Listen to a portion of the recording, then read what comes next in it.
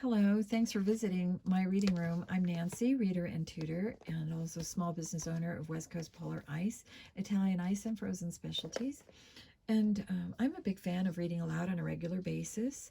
I believe that our country needs good, strong readers with great critical thinking skills now more than ever. And my mission here is to create a love of reading, cover to cover, one book at a time. And so I thank you very much for visiting my page. If you'd like to go to my Instagram page, Icy Scoops, and don't forget to like, share, and subscribe if you like my channel. Thank you so much. And tonight we're going to read from the Hardy Boys Mysteries, The Tower Treasure by Franklin W. Dixon. And we will start Chapter 1, The Speed Demon.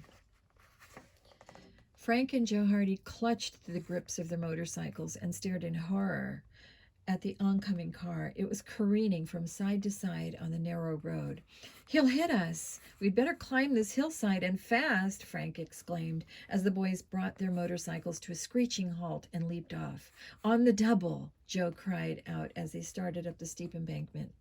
To their amazement, the reckless driver suddenly pulled his car hard to the right and turned into a side road on two wheels. The boys expected the car to turn over, but it held the dusty ground and sped off out of sight. "Wow," said Joe. Let's get away from here before that crazy guy comes back. That's a dead-end road, you know." The boys scrambled back onto their motorcycles and gunned them a bit to get past the intersecting road in a hurry. They rode in silence for a while, gazing at the scene ahead. On their right, an embankment of tumbled rocks and boulders sloped steeply to the water below. From the opposite side rose a jagged cliff. The little-traveled road was winding and just wide enough for two cars to pass. "Boy, I'd hate to fall off the edge of this road," Frank remarked. "It's 100-foot drop." "That's right," Joe agreed. "We'd sure be smashed to bits before we ever got to the bottom." Then he smiled. "Watch your step, Frank, or Dad's papers won't get delivered." Frank reached into his jacket pocket. To be sure, several important documents, legal papers which he was to deliver for Mr. Hardy, were still there. Relieved to find them, Frank chuckled and said, "After the help we gave Dad on this latest case, he ought to set up the firm of Hardy and Sons." "Why not?" Joe replied with a broad grin. "Isn't he one of the most famous private detectives in the country? And aren't we bright too?" Then, becoming serious, he added, "I wish we could solve a mystery on our own, though." Joe and Frank, students at Bayport High, were combining business with pleasure this Saturday morning by doing the errand for their father. Even though one boy was darker and the other fair, there was a marked resemblance between the two brothers. 18-year-old Frank was tall and dark. Joe, a year younger, was blonde with blue eyes. They were the only children of Fenton and Laura Hardy. The family lived in Bayport, a small but thriving city of 50,000 inhabitants, located on Barmet Bay, 3 miles inland from the Atlantic Ocean. The two motorcycles whipped along the narrow road that skirted the bay and led to Willowville, the brothers' destination. The boys took the next curve neatly and started up a long, steep slope. Here the road was a mere ribbon and badly in need of repair. "Once we get to the top of the hill, it won't be so rough," Frank remarked as they jounced over the uneven surface. "Better road from there into Willowville." Just then, above the sharp put-put of their own motors, the two boys heard the roar of a car approaching from their rear at great speed. They took a moment to glance back. "Looks like that same guy we saw before," Joe burst out. "Good night." At once, the Hardys stopped and pulled as close to the edge as they dared. Frank and Joe hopped off and stood poised to leap out of danger again if necessary. The car hurtled toward them like a shot. Just when it seemed as if it could not miss them, the driver swung the wheel about viciously and the sedan sped fast. "Whew, that was close," Frank gasped. The car had been traveling at such high speed that the boys had been unable to get the license number or even a glimpse of the driver's features, but they had noticed that he was hatless and had a shock of red hair. "If I ever meet him again," Joe muttered, I'll... The boy was too excited to finish the threat. Frank relaxed. He must be practicing for some kind of race, he remarked, as the dark blue sedan disappeared from sight around the curve ahead. The boys resumed their journey. By the time they rounded the curve and could see Willowville in a valley along the bay beneath them, there was no trace of a rash motorist. He's probably halfway across the state by this time, Joe remarked. Unless he's in jail or over a cliff, Frank added. The boys reached Willowville, and Frank delivered the legal papers to a lawyer while Joe guarded the motorcycles. When his brother returned, Joe suggested, "How about taking the other road back to Bayport? I don't crave going over that bumpy stretch again." "Suits me. Maybe we can stop off at Chet's." Chet Morton, who was a school chum of the Hardy boys, lived on a farm about a mile out of Bayport. The pride of Chet's life was a bright yellow jalopy, which he had named Queen. He worked on it daily to soup up the engine. Frank and Joe retraced their trip for a few miles, then turned onto a country road which led to the main highway on which the Morton farm was situated. As they neared Chet's home, Frank suddenly brought his motorcycle to a stop and peered down into a clump of bushes in a deep ditch at the side of the road. "Joe, that crazy driver or somebody else had a crack up." Among the tall bushes was an overturned blue sedan. The car was a total wreck and lay wheels upward, a mass of tangled junk. "We'd better see if there's anyone underneath," Joe cried out. The boys made their way down the culvert, their hearts pounding. What would they find? A close look into the sedan and in the immediate vicinity proved that there was no victim around. "Maybe this happened some time ago," said Joe, and Frank stepped forward and laid his hand on the exposed engine. "Joe, it's still warm," he said. "The accident occurred a short while ago. And I'm sure this is the red-haired driver's car. But what about him?" Joe asked. "Is he alive? Did anybody rescue him, or what happened?" Frank shrugged. "One thing I can tell you. Either he or somebody else removed the license plates to avoid identification." The brothers were completely puzzled by the whole affair. Since their assistance was not needed at the spot, they climbed out of the culvert and back onto their motorcycles. Before long, they were in sight of the Morton's house, a rambling old farmhouse with an apple orchard at the rear. When they drove up the lane, they saw Chet at the barnyard gate. "Hi, fella," Joe called. Chet hurried down the lane to meet them. He was a plump boy who loved to eat and was rarely without an apple or a pocket of cookies. His round, freckled face usually wore a smile, but today the Hardys sensed something was wrong. As they brought their motorcycles to a stop, they noticed that their chum's cheery expression was missing. "What's the matter?" Frank asked. "I'm in trouble," Chet replied. "You're just in time to help me. Did you meet a fellow driving the Queen?" Frank and Joe looked at each other blankly. "Your car?" "No, we haven't seen it," said Joe. "What happened?" "It's been stolen." "Stolen?" "Yes, I just came out to the garage to get the Queen and she was gone," Chet answered mournfully. "Wasn't the car locked?" "That's the strange part of it. She was locked, although the garage door was open. I can't see how anyone got away with it." "A professional job," Frank commented. "Auto thieves often carry scores of keys with them." "Chet, have you any idea when this happened?" "Not more than 15 minutes ago, because that's when I came home with the car." "We're wasting time," Joe cried out. "Let's chase that thief." "But I don't know which way he went," Chet protested. "We didn't meet him, so he must have gone in the other direction," Frank reasoned. "Climb on behind me, Chet," Joe urged. "The Queen can't go as fast as our motorcycles. Maybe we'll catch her in no time." "And there was only a little gas in my car anyway," Chet said excitedly as he swung himself onto Joe's motorcycle. "Maybe it has stalled out by this time." In a few moments, the boys were tearing down the road in pursuit of the automobile thief. Chapter 2. The Holdup. Chet Morton's jalopy was such a brilliant yellow that the boys were confident it would not be difficult to pick up the trail of the auto thief. "The Queen's pretty well known around Bayport," Frank remarked. "We should meet someone who saw it."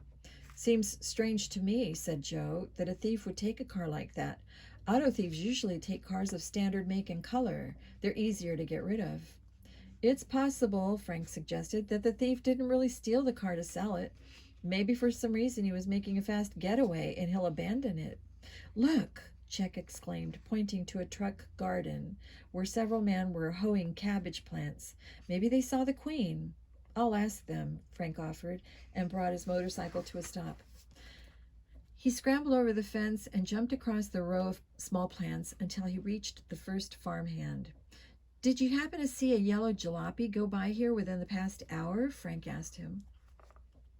The lanky old farmer leaned on his hoe and put a hand to one ear. Eh? He shouted. Did you happen to see a fellow pass along here in a bright yellow car? Frank repeated in a louder tone. The farmer called to his companions. As they ambled over, the old man removed a plug of tobacco from the pocket of his overalls and took a hearty chew. Lad here wants to know if we saw a jalopy come by, he said slowly. The other three farmhands, all rather elderly men, did not answer at once. Instead, they laid down their hoes, and the plug of tobacco was duly passed around the group.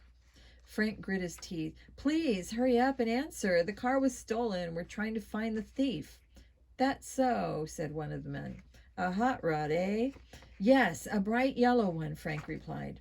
Another of the workers removed his hat and mopped his brow. Seems to me, he drawled. I did see a car come by here a while ago. A yellow car? No, 'tweren't yellow. Come to think of it, I guess anyhow it was a delivery truck, if I remember rightly. Frank strove to conceal his impatience. Please, did any of you... Was it a brand new car, real shiny? Asked the fourth member of the group. No, it was an old car, but it was painted bright yellow, Frank explained. My nephew had one of them things, the farmer remarked. Never thought they was safe, myself. I don't agree with you, still another man spoke up. All boys like cars, and you may as well let them have one they can work on themselves. You're all wrong, the deaf man interrupted. Let the boys work on the farm truck. That way they won't get into mischief. He gave a cackling sort of laugh. Well, son, I guess we ain't been much help to you. Hope you find the critter that stole your hot rod. Thanks, said Frank, and joined the other boys. No luck. Let's go. As they approached Bayport, the trio saw a girl walking along the road ahead of them. When the cyclists drew near, Frank's face lit up, for he recognized Callie Shaw, who was in his class at Bayport High. Frank often dated Callie and liked her better than any girl he knew. The boys brought their motorcycles to a stop beside pretty, brown-eyed Callie. Under one arm, she was carrying a slightly battered package. She looked vexed. Hi, Callie. What's the matter? Frank asked. You look as if your last friend had gone off in a moon rocket. Callie gave a mischievous smile. How could I think that with you three friends showing up? Or are you about to take off? Then her smile faded, and she held out the damaged package. Look at that, she exclaimed. And it's all your fault, Chet Morton. The stout boy gulped. My fault? How do you figure that? Well, dear old Mrs. Wills down the road is ill, so I baked her a cake. Lucky Mrs. Wills, Joe broke in. Callie, I'm feeling terribly ill. Callie ignored him. That man in the car came along here so fast that I jumped to the side of the road and dropped my package. I'm afraid my cake is ruined. What man? Joe asked. The one Chet lent his car to. Callie, that's the man that we're looking for, Frank exclaimed. Chet didn't lend him his car. He stole it. Oh, said Callie, shocked. Chet, that's a shame. Was he heading for Bayport? Joe asked. Yes, and at the speed he was making the poor Queen travel, you'll never catch him. Chet groaned. I just remembered that the gas gauge wasn't working. I guess the car had more gas in it than I thought. No telling where that guy may take my Queen. We'd better go to the police headquarters, Frank suggested. Callie, will you describe this man? All I saw, she answered, was a blur, but the man did have red hair. Red hair, Frank fairly shouted. Joe, do you think he could be the same man we saw? The one who wrecked his own car? Joe wagged his head. Miracles do happen. Maybe he wasn't hurt very much and walked to Chet's house. And helped himself to my car, Chet added. Frank snapped his fingers. Say, maybe the wrecked car didn't belong to that fellow. You mean he'd stolen it too? Joe interrupted. Yes, which would make him even more desperate to get away. Whatever are you boys talking about? Callie asked. I'll phone you tonight and tell you, Frank promised. Got to dash now. The boys waved goodbye to Callie and hurried into town. They went at once to Chief Ezra Collig, head of the Bayport Police Force. He was a tall, husky man, well known to Fenton Hardy and his two sons. The chief had often turned to the private detective for help in solving particularly difficult cases. When the boys went into his office, they found the police chief talking with three excited men. One of these was Ike Harity, the old ticket seller at the city ferryboat office. Another was policeman Con Riley. The third was Oscar Smuff, a short, stout man. He was invariably seen wearing a checkered suit and a soft felt hat. He called himself a private detective and was working hard to earn a place on the Bayport police force. Smuff's playing up to Collig again, Joe whispered, chuckling, as the boys waited for the chief to speak to them. Ike Harity was frankly frightened. He was a timid man who had perched on a high stool behind the ticket window at the ferryboat office day in and day out for a good many years. I wasn't just counting up the morning's receipts. I was just counting up the morning's receipts, he was saying in a high-pitched, excited voice, when in comes this fellow and sticks a revolver in front of my nose. Just a minute, interrupted Chief Collig, turning to the newcomers. What can I do for you boys? I came to report a theft, Chet spoke up. My hot rod has been stolen. Why, it was one of those crazy hot rods this fellow drove, Ike Harity cried out. A yellow one. Huh, exclaimed Oscar Smuff. A clue. He immediately pulled a pencil and notebook from his pocket. My queen, shouted Chet. Chief Collig rapped on his desk for quiet and asked, What's a queen got to do with all this? Chet explained. Then the chief related Harity's story for him. A man drove up to the ferryboat office and tried to hold up Mr. Harity, but a passenger came into the office and the fellow ran away. As the officer paused, Frank gave Chief Collig a brief account of the wrecked blue sedan near the Morton farm.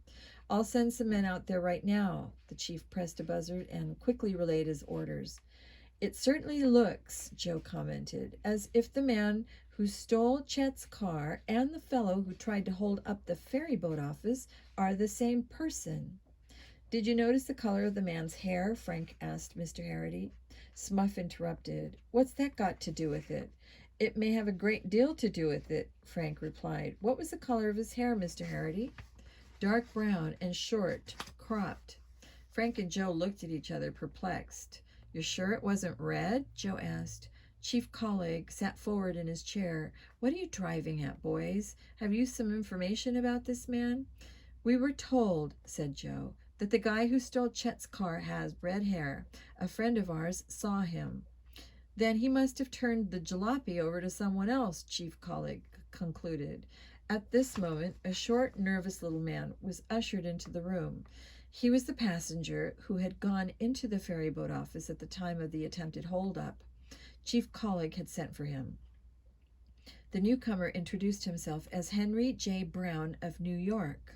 He told of entering the office and seeing a man run away from the ticket window with a revolver in his hand. What color was his hair? Frank asked eagerly. Did you notice? I can't say I did, the man replied. My eyes were focused on that gun. Say, wait a minute. He had red hair. You couldn't miss it. I noticed it after he jumped into the car. Oscar Smuff looked bewildered. You say he had red hair. The detective turned to Mr. Harity. And you say he had dark hair. Something wrong somewhere. He shook his head in puzzlement. The others were puzzled too. Frank asked Mr. Brown to tell once more what he had noticed when he had noticed the red hair.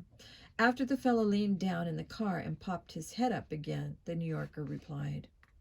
Frank and Joe exchanged glances. Was it possible the red hair was a wig and the thief had put it on just before Mr. Brown had noticed him?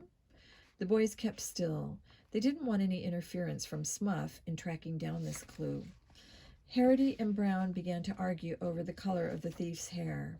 Finally, Chief Collig had to rap once more for order.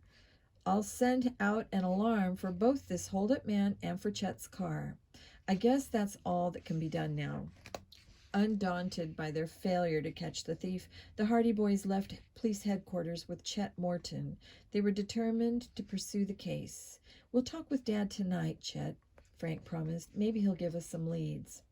"I sure hope so, fellas," their friend replied as they climbed onto their motorcycles. The same thought was running through Frank's and Joe's minds. Maybe this mystery would turn out to be their first case. Chapter 3. The Threat. "You're going to be pretty good on that motorcycle, Frank." You're getting to be pretty good on that motorcycle, Frank," Joe said as the boys rode into the Hardy garage. "I'm not even scared to ride alongside you anymore." "You're not scared," Frank pretended to take Joe seriously. "What about me, riding with a daredevil like you?" "Well," Joe countered, "let's just admit that we're both getting pretty good." "It sure was swell of Dad to let us have them," Joe continued. "Yes," Frank agreed. "And if we're going to be detectives, we'll get a lot of use out of them." The boys started toward the house, passing the old-fashioned barn on the property. Its first floor had been converted into a gymnasium, which was used after school and on weekends by Frank and Joe and their friends. The Hardy home on the corner of High and Elm Streets was an old stone house set in a large tree-shaded lawn. Right now, crocuses and miniature narcissi were sticking their heads through the light green grass. "Hello, Mother," said Frank as he pushed open the kitchen door. Mrs. Hardy, a petite, pretty woman, looked up from the table on which she was stuffing a large roasting chicken and smiled. Her sons kissed her affectionately, and Joe asked, "Dad upstairs?" "Yes, dear, he's in his study." The study was Fenton Hardy's workshop. Adjoining it was a fine library which contained not only books but files of disguises, records of criminal cases, and translations of thousands of codes. Walking into the study, Frank and Joe greeted their father. "We're reporting errand accomplished," Frank announced. "Fine," Mr. Hardy replied. Then he gave his sons a searching glance. "I'd say your trip netted you more than just my errand." Frank and Joe had learned early in their boyhood that it was impossible to keep any secrets from their astute father. They assumed that this ability was one reason why he had been such a successful detective on the New York City police force before setting up private practice in Bayport. "We ran into some real excitement," Frank said, and told his father the whole story of Chet's missing jalopy, the wrecked car which they suspected had been stolen one also, and the attempted holdup at the ferry boat office. "Chet's counting on us to find his car," Joe added. Frank grinned. "That is, unless the police find it first." Mr. Hardy was silent for several seconds. Then he said, "Do you want a little advice?" "You know I never give it unless I'm asked for it," he chuckled. "We'll need a lot of help," Joe answered. Mr. Hardy said that, to him, the most interesting angle to the case was the fact that the suspect apparently used one or more wigs as a disguise. "He may have bought at least one of them in Bayport. I suggest that you boys make the rounds of all shops selling wigs and see what you can find out." The boys glanced at the clock on their father's large desk. Then Frank said, "We'll have time to do a little sleuthing before closing time. Let's go." The two boys made a dash for the door. Then both stopped short. They did not have the slightest idea where they were going. Sheepishly, Joe asked, "Dad, do you know which stores sell wigs?" With a twinkle in his eyes, Mr. Hardy arose from the desk, walked into the library, and opened a file drawer labeled W through Z. A moment later, he pulled out a thick folder marked Wigs, Manufacturers, Distributors, and Retail Shops of the World. "Why, Dad, I didn't know you had all this information," Joe began. His father merely smiled. He thumbed through the heavy sheaf of papers and pulled one out. "Bayport," he read. "Well, 3 of these places can be eliminated at once. They sell only women's hair pieces. Now, let's see. Frank, get a paper and pencil. First, there's Schwartz's Masquerade and Costume Shop. It's at 79 Renshaw Avenue. Then there's Flint's Market and Pine, and one more, Reuben Brothers. That's on Main Street, just this side of the railroad." "Schwartz's is closest," Frank spoke up. "Let's try him first, Joe." Hopefully, the boys dashed out to their motorcycles and hurried downtown.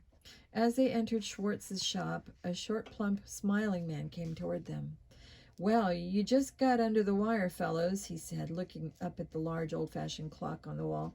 "I was going to be closing up promptly tonight because a big shipment came in today, and I never have time except after business hours to unpack and list my merchandise."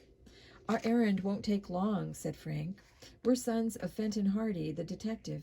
We'd like to know whether or not you recently sold a red wig to a man." Mr. Schwartz shook his head. "I haven't sold a red wig in months, or even rented one. Everybody seems to want blonde or brown or black lately. But you understand, I don't usually sell wigs at all. I rent them." "I understand," said Frank. "We're just trying to find out about a man who uses a red wig as a disguise. We thought he might have bought or rented it here, and that you might know his name." Mr. Schwartz leaned across the counter. "This man you speak of, he sounds like a character. It's just possible he may have come in to get a wig for me. If he does, I'll be glad to let you know." The boys thanked the shopkeeper and were about to leave when Mr. Schwartz called, "Hold on a minute." The Hardys hoped that the dealer had suddenly remembered something important. This was not the case, however. With the grin, the man asked the boys if they would like to help him open up some cartons which had arrived and to try on the costumes. "Those folks at the factory don't always get the sizes marked right," he said. "Would you be able to stay a few minutes and help me? I'll be glad to pay you." "Oh, we don't want any money," Joe spoke up. "To tell you the truth, I'd like to see your costumes." Mr. Schwartz locked the front door of his shop and then led the boys into a rear room. It was so filled with costumes of all kinds and paraphernalia for theatrical work, plus piles of cartons, that Frank and Joe wondered how the man could ever find anything. "Here's today's shipment," Mr. Schwartz said, pointing to 6 cartons standing not far from the rear entrance to his shop. Together, he and the boys slid open the boxes and one by one lifted out a king's robe, a queen's tiara, and a little Bo Peep costume. Suddenly, Mr. Schwartz said, "Here's a skeleton marked size 38. Would one of you boys mind trying it on?" Frank picked up the costume, unzipped the back, and stepped into the skeleton outfit. It was tremendous on him, and the ribs sagged ludicrously. "Guess a fat man modeled for this one," he remarked, holding the garment out to its full width. At that moment, there was a loud rap on the front door of the store. Mr. Schwartz made no move to answer it. "I'm closed," he said. "Let him rap." Suddenly, Frank had an idea. The thief who used wigs might be the late customer, coming on purpose at this hour to avoid meeting other people. Without a word to the others, he dashed through the doorway into the store and toward the front entrance.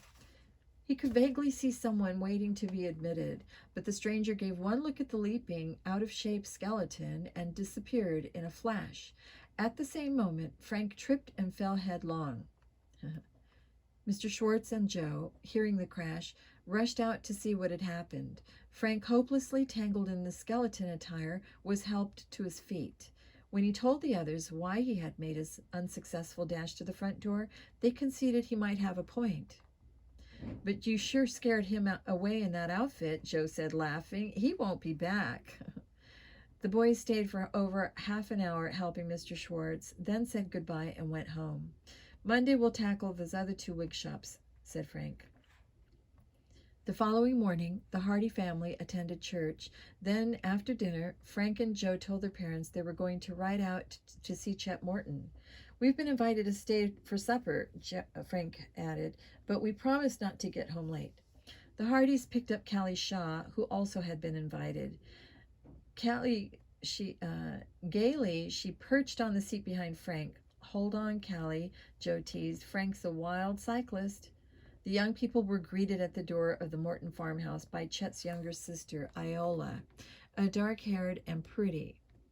She was dark-haired and pretty. Joe Hardy thought she was quite the nicest girl in Bayport High and dated her regularly. As dusk came on, the 5 young people gathered in the Mortons' kitchen to prepare supper. Chet, who loved to eat, was in charge and doled out various jobs to the others. When he finished, Joe remarked, "And what are you going to do, big boy?" The stout youth grinned. "I'm the official taster." A howl went up from the others. No worky, no Edie, said Iola flatly.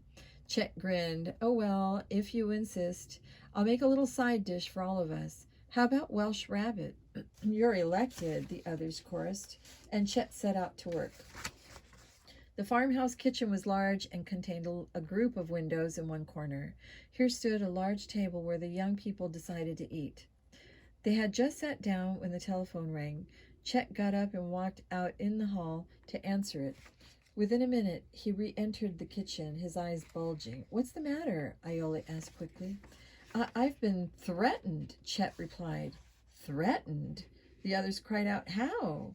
Chet was so frightened he could hardly speak, but he managed to make the others understand that a man had just said on the telephone, "You'll never get your jalopy back. And if you don't lay off trying to find me or your car, you're going to get hurt." Phew, cried Joe. This is getting serious. Callie and Iola had clutched their throats and were staring wild-eyed at Chet. Frank, about to speak, happened to glance out the window toward the barn. For an instant, he thought his eyes were playing tricks on him, but no, they were not. A figure was sneaking from the barn and down the lane toward the highway. Fellows, he cried suddenly, follow me. Chapter 4, Red versus Yellow. By the time the Hardy Boys and Chet had raced from the Mortons' kitchen, the prowler was not in sight. Thinking he had run across one of the fields, the three pursuers scattered in various directions to search. Joe struck out straight ahead and pressed his ear to the ground to listen for receding footsteps. He could hear none. Presently, the three boys met once more to discuss their failure to catch up to the man and to question why he had been there. Do you think he was a thief? Joe asked Chet. What would he steal? Search me, the stout boy replied. Let's take a look. I believe he was carrying something, but I couldn't see what it was, Frank revealed. The barn door had not been closed yet for the night, and the boys walked in. Chet turned on the lights, and the searchers gazed around. Look, Frank cried suddenly. He pointed to the floor below the telephone extension in the barn. There lay a man's gray wig. The intruders, Joe exclaimed. It sure looks so, Frank agreed, and something must have scared him. In his hurry to get away, he must have dropped this. Frank picked up the wig and examined it carefully for a clue. No identifying mark in it. Say, I have an idea, he burst out. That man phoned you from here, Chet. You mean he's the one who threatened me? Yes, if you know how, you can call your own telephone number from an extension. That's right. Chet was wagging his head. You mean that guy bothered to come all the way here to use this phone to threaten me? Why? Both Hardys said they felt the man had not come specifically for that reason. There was another more important reason. We must figure it out, Chet. You ought to be able to answer that better than anybody else. What is there, or what was there, in this barn to interest such a person? The stout boy scratched his head and let his eyes wander around the building. It wouldn't be any of the livestock, he said slowly, and it couldn't be hay or feed. Suddenly, Chet snapped his fingers. Maybe I have an answer. Wait a minute, fellas. He disappeared from the barn and made a beeline for the garage. Chet hurried inside, but was back in a few seconds. I have it, he shouted. That guy came here to get the spare tire for the jalopy. The one you had is gone? Frank asked. Chet nodded. He suggested that perhaps the man was not too far away. He might be on some side road changing the tire. Let's find out, he urged. Although the Hardys felt that it would be useless search, they agreed to go along. They got on their motorcycles, with Chet riding behind Joe. The boys went up one road and down another, covering the territory very thoroughly. They saw no parked car. Not even any evidence that a driver pulled off the road and stayed to change a tire, Frank remarked. No footprints, no tool marks, no treads. That guy must have had somebody around to pick him up, Chet concluded with a sigh. Cheer up, Chet, Frank said as they walked back to the house. That spare tire may turn out to be a clue in this case. When the boys entered the kitchen again, they were met with anxious inquiries from Callie and Iola. What in the world were you doing, dashing out of here without a word? Callie asked in a shaking voice. Yes, what's going on? You had us frightened silly, Iola joined in. First Chet gets a threatening phone call, and then suddenly all three of you run out of the house like madmen? Calm down, girls, Frank said soothingly. I saw a prowler, and we were looking for him, but all we found was this. He tossed the gray wig onto a chair in the hall. Suddenly, there was a loud wail from Chet. My Welsh rabbit! It's been standing so long it will be ruined. Iola began to giggle. Oh, you men, she said. Do you suppose Callie and I would let all that good cheese go to waste? We kept that Welsh rabbit at just the right temperature, and it isn't spoiled at all. Chet looked relieved as he and the others took their places at the table. Although there was a great deal of bantering during the meal, the conversation in the main revolved around Chet's missing jalopy and the thief, who evidently wore hair disguises to suit his fancy. Frank and Joe asked Chet if they might take along the gray wig and examine it more thoroughly. There might be some kind of mark on it to indicate either the maker or the owner. Chet readily agreed. But when supper was over, Callie said to Frank with a teasing gleam in her eye, Why don't you hot-shot sleuths examine that wig now? I like to watch your super-duper methods. Just for that, I will, said Frank. He went to get the wig from the hall chair and then laid it on the table in the kitchen. From his pocket he took a small magnifying glass and carefully examined every inch of the lining of the wig. Nothing here, he said presently. The hair was thoroughly examined and parted strand by strand to see if there was any identifying designations on the hairpiece. Frank could discover nothing. I'm afraid this isn't going to help us much, he said in disgust, but I'll show it to the different wig men in town.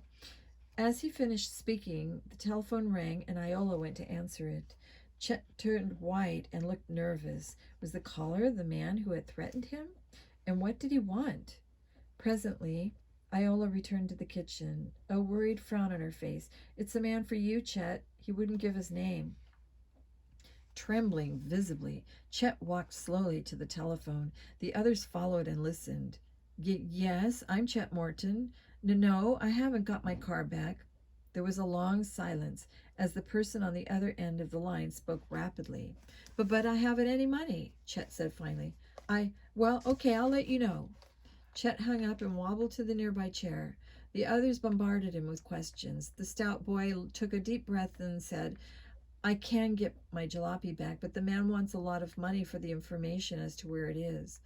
Oh, I'm glad you're going to get your car back, Callie exclaimed. But I haven't got any money, Chet groaned. Who's the man? Frank demanded. There was another long pause before Chet answered. Then, looking at the waiting group before him, he announced simply, Smuff, Oscar Smuff. His listeners gasped in astonishment.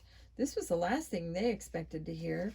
The detective was selling information as to where Chet would find his missing jalopy. Why, that cheap so-and-so, Joe cried angrily. Chet explained that Smuff had said he was not in business for his health. He had to make a living, and any information which he dug up as a detective should be properly paid for. Frank shrugged. I suppose Smuff has a point there. How much does he want for the information, Chet? His fee is $25. What? The others cried out. After a long consultation, it was decided that the young people would pool their resources. Whatever sum they could collect toward the $25 would be offered to Oscar Smuff to lead them to Chet's car. But make it very plain, Frank admonished, that if it's not your jalopy Smuff leads us to, you won't pay him one nickel. Chet put in a call to Smuff's home. As expected, the detective grumbled at the offer of $10, but finally accepted it. He said he would pick up the boys in half an hour and take them to the spot. About this time, Mr. and Mrs. Morton returned home. Chet and Iola's father was a good-looking, jolly man with his son's same general build and coloring. He was in the real estate business in Bayport and ran the farm as a hobby. Mrs. Morton was an older edition of her daughter Iola and just as witty and light-hearted. But when she learned what had transpired and that her son had been threatened, she was worried. You boys must be very careful, Mrs. Morton advised. From what I hear about Smuff, this red-haired thief could easily put one over on him, so watch your step. Chet promised that they would. Good luck, Callie called out, as Smuff beeped his horn outside the door. And don't be too late. I want to hear the news before I have to go home. Frank, Joe, and Chet found Smuff entirely uncommunicative about where they were going. He seemed to enjoy the role he was playing. I knew I'd be the one to break this case, he boasted. Joe could not resist the temptation of asking Smuff if he was going to lead them to the thief as well as to the car. The detective flushed in embarrassment and admitted that he did not have full details yet on this part of the mystery. But it won't be long before I capture this fellow, he assured the boys. They managed to keep their faces straight and only hoped that they were not now on a wild goose chase. 20 minutes later, Smuff pulled into a town of Ducksworth and drove straight to a used car lot. Stopping, he announced, "Well, here we are. Get ready to fork out that money, Chet." Smuff nodded to the attendant in charge, then led the boys down a long aisle past row after row of cars to where several jalopies were lined up against a rear fence. Turning left, the detective finally paused before a bright red car. "Here you are," said Smuff grandly, extending his right hand over Chet. "My money, please." The stout boy, as well as the Hardys, stared at the jalopy. There was no question but that it was the same make and model as Chet's. "The thief thought he could disguise it by painting it red," Smuff explained.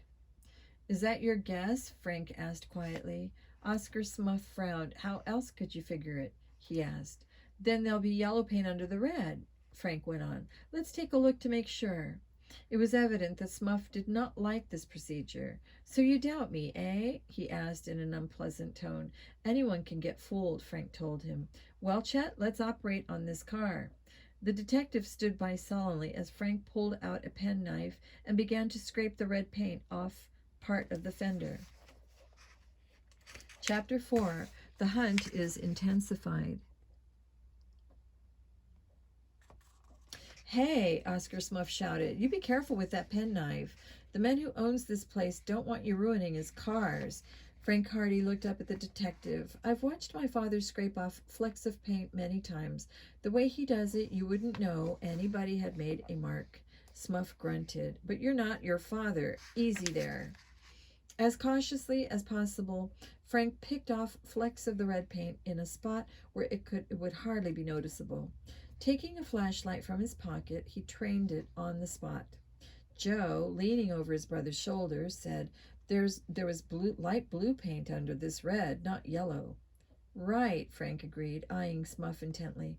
The detective reddened. "You fellows trying to tell me this isn't Chet's jalopy?" he demanded. "Well, I'm telling you it is, and I'm right." "Oh, we haven't said you're wrong," Joe spoke up quickly. Secretly, he was hoping that this was Chet's car, but reason told him it was not. "We'll try another place," Frank said, straightening up and walking around to a fender on the opposite side. Here, too, the test indicated that the car had been painted light blue before the coat of red had been applied.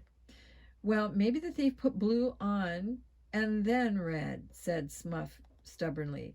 Frank grinned. "We'll go a little deeper. If the owner of this establishment objects, we'll pay for having the fenders painted." But though Frank went down through several layers of paint, he could not find any sign of yellow. All this time, Chet had been walking around and around the car, looking intently at it inside and out. Even before Frank announced that he was sure this was not the missing jalopy, Chet was convinced of it himself. "The Queen had a long, thin dent in the right rear fender," he said, "and that seat cushion by the door had a little split in it. I don't think the thief would have bothered to fix them up." Chet showed his keen disappointment, but he was glad that the Hardys had come up to help him prove the truth. But Smuff was not giving up the money so easily. "You haven't proved a thing," he said. "The man who runs this place admitted that maybe this is a stolen car. The fellow who sold it to him, said he lived on a farm outside Bayport." The Hardys and Chet were taken aback for a moment by this information. But in a moment, Frank said, "Let's go talk to the owner. We'll find out more about the person who bought this car."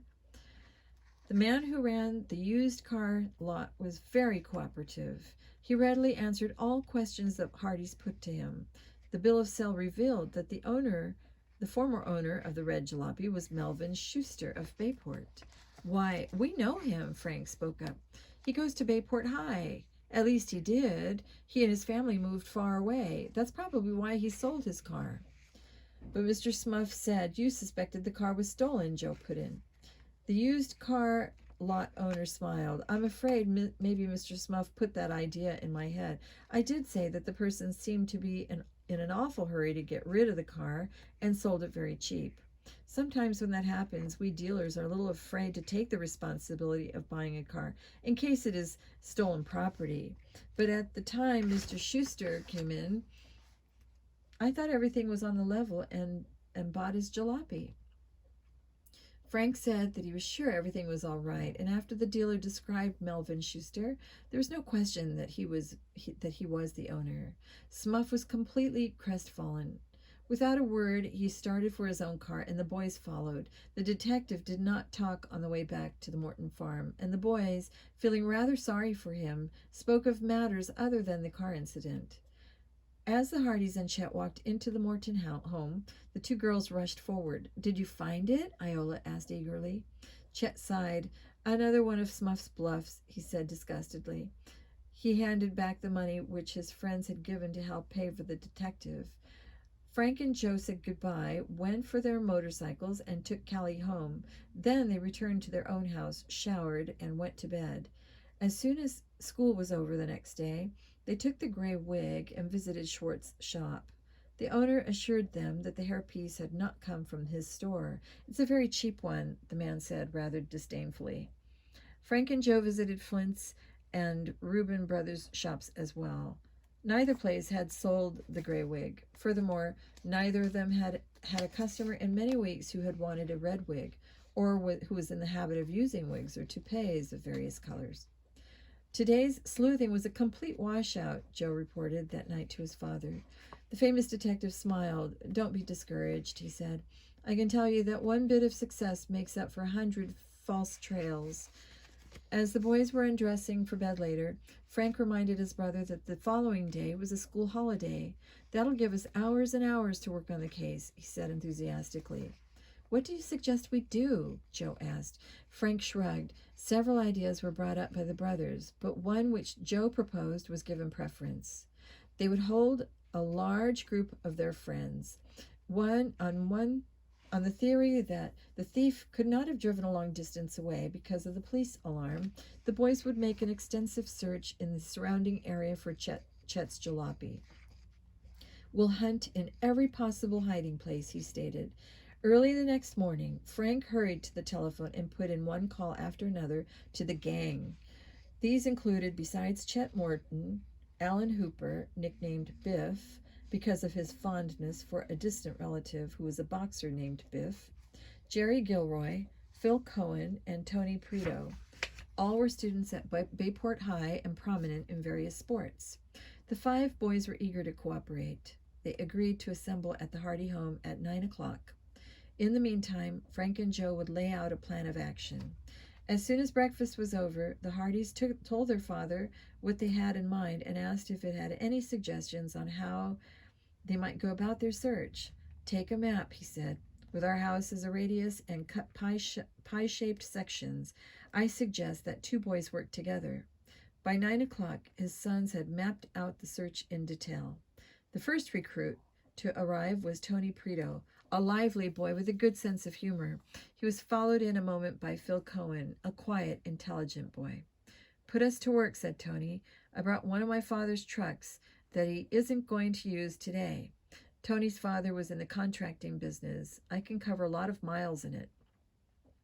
Frank suggested that Tony and Phil work together. He showed them the map with Bayport as the center of a great circle cut into 4 equal sections. Suppose you take from 9 o'clock to 12 on this dial we've marked. Mother has agreed to stay at home all day and act as clearinghouse for our reports. Call in every hour. Will do, Tony promised. Come on, Phil, let's get going. The two boys were just starting off when Biff and Jerry arrived at the Hardy home on motorcycles. Biff, blond and long-legged, had an ambling gait with which he could cover a tremendous amount of territory in a short time. Jerry, an excellent fielder on Bayport High's baseball team, was a medium height, wiry, and strong. Biff and Jerry were assigned to the section on the map designated 6 to 9 o'clock. They were given further instructions on sleuthing, then started off on their quest. "Where's Chet?" Mr. Hardy asked his sons. "Wasn't he going to help in the search?" "He probably overslept. Chet's been known to do that," Frank said with a grin. "He also might have taken time for a double breakfast," Joe suggested. Mrs. Hardy, who had stepped to the front porch, called, "Here he comes now. Isn't that Mr. Morton's car?" "Yes, it is," Frank replied. Chet's father led him off in front of the Hardy home, and the stout boy hurried to the porch. "Good morning, Mrs. Hardy. Good morning, Mr. Hardy. Hi, chums," he said cheerily. "Sorry to be late. My dad had a lot of phoning to do before he left. I was afraid if I'd tried to walk here, I wouldn't have arrived until tomorrow." At this point, Mr. Hardy spoke up. "As I said before, I think you boys should work in twos. There are only 3 of you here to take care of half the territory." The detective suddenly grinned boyishly. "How about me teaming up with one of you?" Frank and Joe looked at their dad in delight. "You mean it?" Frank cried out. "I'll choose you as my partner right now." "I have a further suggestion," the detective said. "It's not going to take you fellows more than 3 hours to cover the area you've laid out. And there's an additional section I think you might look into." "What's that?" Joe inquired. "Willow Grove. That's a park area, but there's also a lot of tangled woodland to one side of it. Good place to hide a stolen car." Mr. Hardy suggested that the boys meet for a picnic lunch at Willow Grove and later do some sleuthing in the vicinity. That is, provided you haven't found Chet's jalopy by that time. Mrs. Hardy spoke up. "I'll fix a nice lunch for all of you," she offered. "That sure would be swell," Chet said hastily. "You make grand picnic lunches, Mrs. Hardy." Frank and Joe liked the plan, and it was decided that the boys would have the picnic whether or not they had found the jalopy by 1 o'clock. Mrs. Hardy said she would relay the news to the other boys when they phoned in. Chet and Joe set off on the Hardy boys' motorcycles, taking the 12 to 3 segment on the map. Then Mr. Hardy and Frank drove off for the 3 to 6 area. Hour after hour went by, with the searchers constantly on the alert. Every garage, public and private, every little used road, every patch of woods was thoroughly investigated. There was no sign of Chet's missing yellow jalopy. Finally, at 1 o'clock, Frank and his father returned to the Hardy home. A few moments later, Joe and Chet returned, and a huge picnic lunch was stowed aboard the 2 motorcycles. When the 3 boys reached the picnic area, they were required to park their motorcycles outside the fence. They unstrapped the lunch baskets and carried them down to the lakefront. The other boys were already there. "Too bad we can't go swimming," Tony remarked, "but this water's pretty cold." Quickly, they unpacked the food and assembled around one of the picnic tables. Chicken sandwiches," Chet cried gleefully. During the meal, the boys exchanged reports on their morning sleuthing. All had tried hard, but failed to find any trace of the missing car. "Our work hasn't ended," Frank reminded the others, "but I'm so stuffed, I'm going to rest a while before I start out again." All the others felt the same and lay down on the grass for a nap. Joe, eager to find out whether or not the woods to their right held the secret of the missing car, plunged off alone through the underbrush. He searched for 20 minutes without finding a clue to any automobile. He was on the point of returning and waiting for the other boys when he saw a small clearing ahead of him. It appeared to be part of an abandoned roadway. Excitedly, Joe pushed on through the dense undergrowth. It was in a low-lying part of the grove, and the ground was wet. At one point, it was quite muddy, and it was here that Joe saw something that aroused his curiosity. A tire! Then maybe an automobile had been in here, he muttered to himself, although there were no tire marks in the immediate vicinity, no footprints either. "I guess someone tossed this tire here." Remembering his father's admonitions on the value of developing one's powers of observation, Joe went closer and examined the tire. That tread, he thought excitedly, looks familiar. He gazed at it until he was sure, then dashed back to the other boys. I have found a clue, he cried out. Come on, everybody. Chapter 6, The Robbery. Joe Hardy quickly led the way into the swampy area as the other boys trooped along, everyone talking at once. When they reached the spot, Chet examined the tire and exclaimed, There's no mistake about it. This is one of the tires. When the thief put on the new one, he threw this away. Perhaps the Queen is still around, suggested Frank quickly. The thief may have picked this road as a good place to hide your jalopy until he could make a getaway. It would be an ideal place, Chet agreed. People coming to Willow Grove have to park at the gate, so nobody would come in here. But this old road comes in from the main highway. Let's take a look, fellows. A scrutinizing search was begun along the abandoned road in the direction of the highway. A moment later, Frank and Chet, in the lead, cried out simultaneously, Here's a bypath, and here are tire marks, Frank exclaimed. To one side was a narrow roadway, almost overgrown with weeds and low bushes. It led from the abandoned road into the depths of the woods. Without hesitation, Frank and Chet plunged into it. Presently the roadway widened out, then wound about a heavy clump of trees. It came to an end in a wide clearing. In the clearing stood Chet Morton's lost jalopy. My queen, he yelled in delight, her own license plates. His shout was heard by the rest of the boys, who came on a run. Chet's joy was boundless. He examined the car with minute care, while his chums crowded around. At last, he straightened up with a smile of satisfaction. She hasn't been damaged a bit. All